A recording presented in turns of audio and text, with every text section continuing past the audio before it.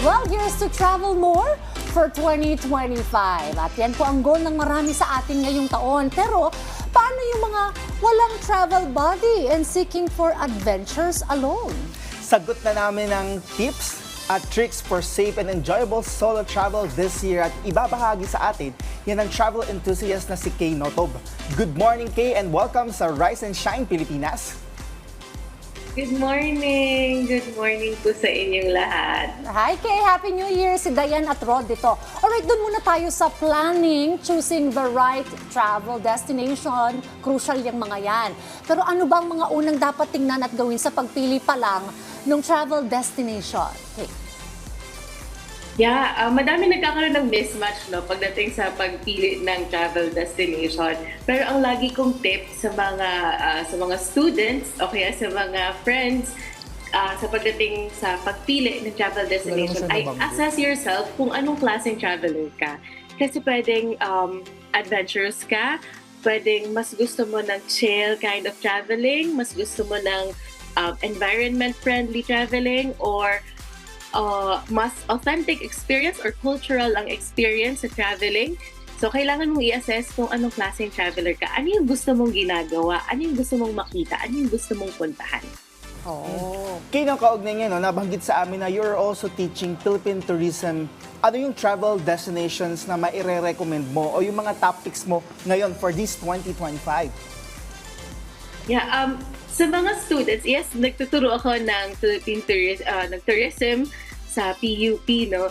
And sa mga students, ang usual picks nila, dahil tinatanong natin ano yung dream destination nila sa Philippines, ang usual picks nila ay mga usual din na destinations like Baguio, Vigan, yun yung mga pinipili nila. Apparently, na-figure out namin na nalimitahan yung kanilang travel experience dahil sa pandemic. So yung itong mga malalapit na destinations na to, hindi nila masyado napupuntahan. Kaya yun yung gusto nila. And also, bukod sa mga usual travel destinations, mataas din ng demand ngayon for ecotourism. Madaming tao ngayon yung gustong pumupunta sa mga bundok, sa mga beach, kumbaga sa mga probinsya.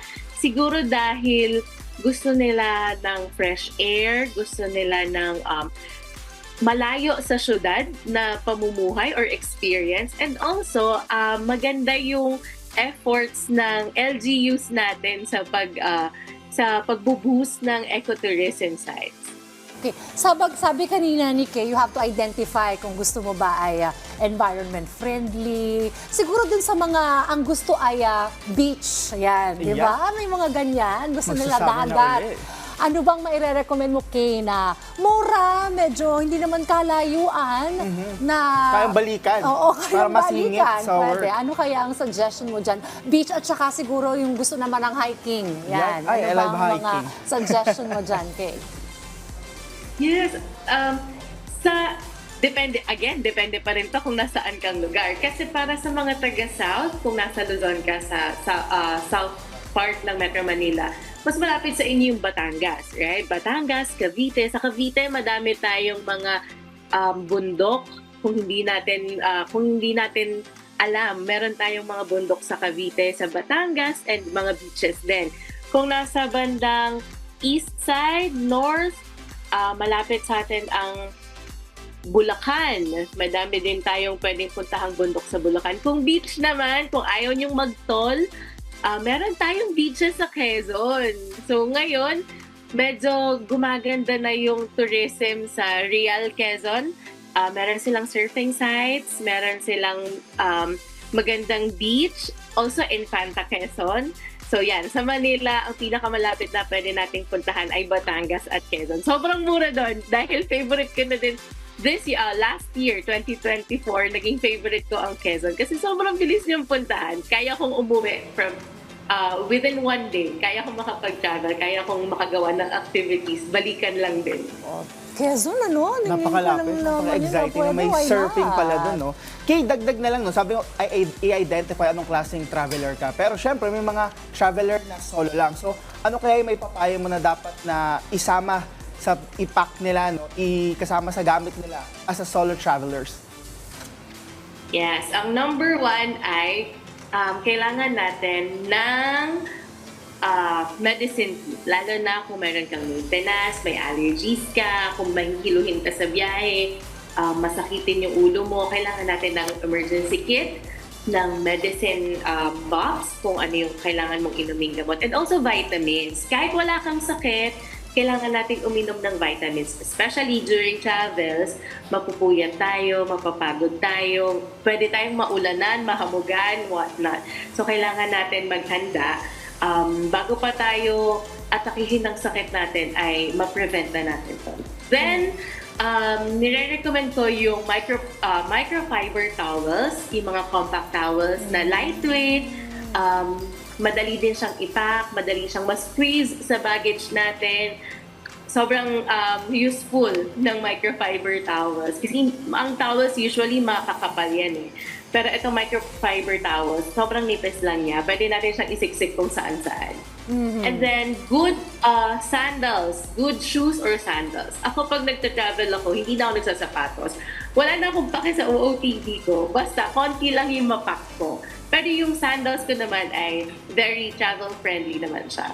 Pwede siyang pang hiking, pwedeng pang long walks, pwedeng pang beach. So yan, kailangan mong i-strategize kung ano yung footwear na dadalhin mo. Dahil again, compact ang, bulky ang footwear. So kailangan mo siyang ma-strategize kung ano yung gusto mong dalhin or ano yung kailangan mong dalhin for your travel. Oo, mga practical Yun. tips yan ha. Totoo. Na minsan nakakaligtaan. Yes. Simple lang pero makakatulong sa buong biyahe mo. Para di ka uncomfortable the whole travel. Oo, correct. Alright, kayo may mga ilan na hindi masyadong mahilig mag-travel, ano?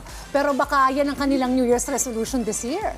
Makapag-travel, makapunta sa ibang mga destination. Bakit ba mahalaga na kahit papano tayo ay nakaka-unwind, nakaka-relax despite our busy schedule? Lalo na ikaw ay isang professor din ng Philippine Tourism. Why is traveling important? Ano?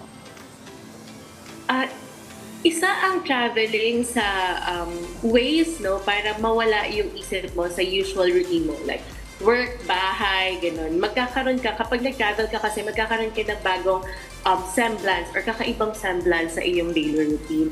So matatanggal yung isip mo talaga sa usual stress.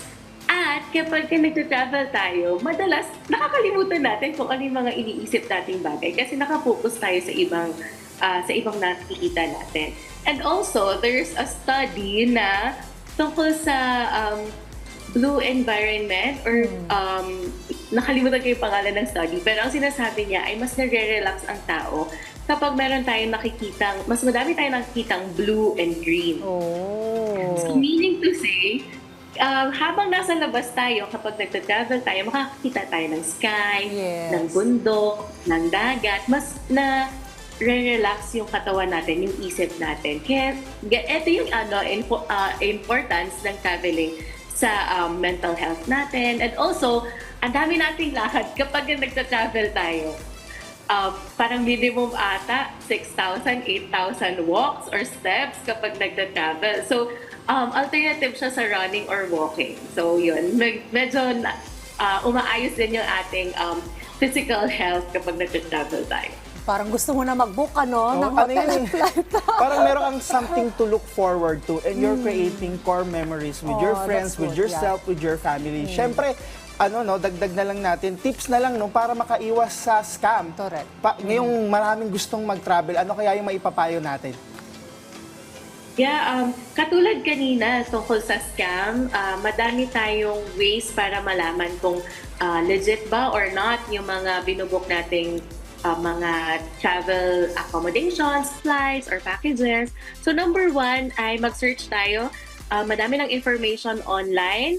Pwede tayo makahanap sa iba't ibang platform ng information. Katulad ng sinabi kanina ni attorney, type nyo ABC company scam. Ganon din sa traveling. Pwede natin i-search kung itong taong to or itong grupo na to or itong company na to ay may na-scam na dati. So yun yung isa sa mga tips natin. Then pwede din tayo magpa-legit check sa mga travel groups. Pwede tayong magsabi na, etong company na to, nagbubook ako, meron bang makakapag-back kung legit ba to or meron bang na-scam na to dati? Pwede tayong magtanong sa kanila. And then, ako, ang nire-recommend ko sa mga tao ay pumunta sila mismo, kung nandun na sila sa destination, tapos doon pa lang sila magbubuk, pumunta sila sa tourism office. Mag-register sila sa tourism office, doon sila magtanong sa tourism office, ano yung pwedeng destination at sa destination na to, ano yung mga activities na pwedeng gawin at sino yung provider na maire-recommend nila. Dahil sa kanila, pag sa tourism office ang nag-recommend, sure na pumasa siya sa lahat ng requirements ng government at alam nating legit.